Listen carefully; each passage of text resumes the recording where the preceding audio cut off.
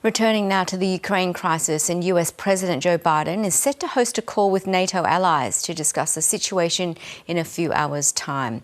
Michael Bociurkiw is a senior fellow at the Atlantic Council and a former spokesperson for the Organisation for Security and Cooperation in Europe, and joins me now from Kiev.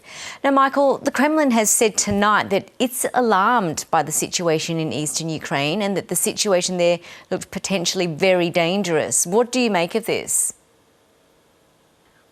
Well, it's good to say they're alarmed by the escalation because they're the ones who caused it. I'm also looking at, Yvonne, the words by the Russian president that he'll be personally supervising as soon as this weekend very, very big military drills around the country. Nothing, absolutely nothing that is coming out of Russia right now, out of Putin's mouth right now, indicates any desire whatsoever to lower the tensions here. They're as high as could be. In fact, I think, Yvonne, we are as close to Russian aggression on an epic scale as we ever have been. Well, the shelling in Luhansk, tell us what happened there and what does that signal?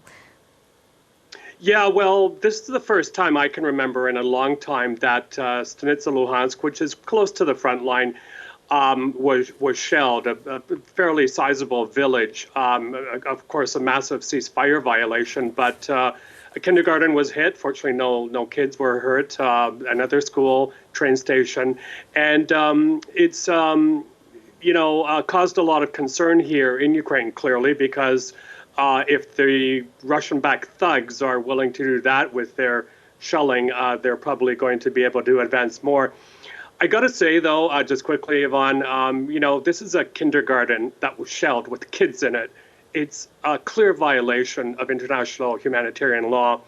And sadly, and I don't know what's happening behind the scenes, but we aren't hearing the sense of outrage that one normally would when this happens from those who should be speaking out on behalf of kids. They know who they are, but I'll leave it at that. It was quite shocking to those of us who've worked in the humanitarian aid industry. It's just unbelievable, actually.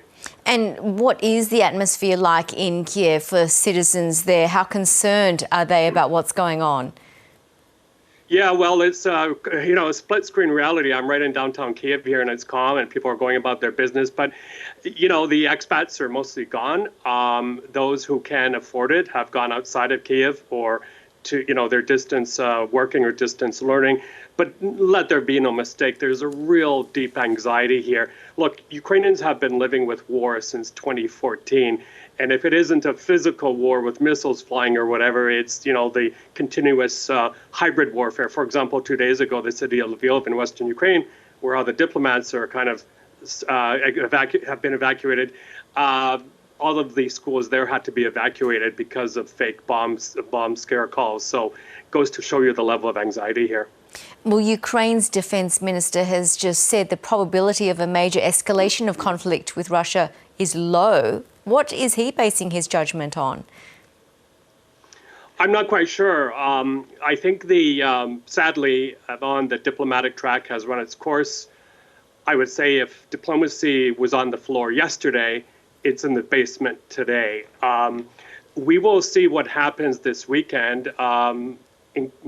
Incredibly, President Zelensky is actually leaving the country and going to the Munich Security Conference to meet with Vice President Harris of the U.S. and other leaders. But we've got to tell you, if I were him, I wouldn't step out of the country. But, it's good, of course, that leaders are still talking. But I think what we're seeing out of the UK coming very quickly is a good step. And that is, for example, the one of the ministers there floating the idea of canceling up to 2,500 golden visas for wealthy Russians who have come to the United Kingdom.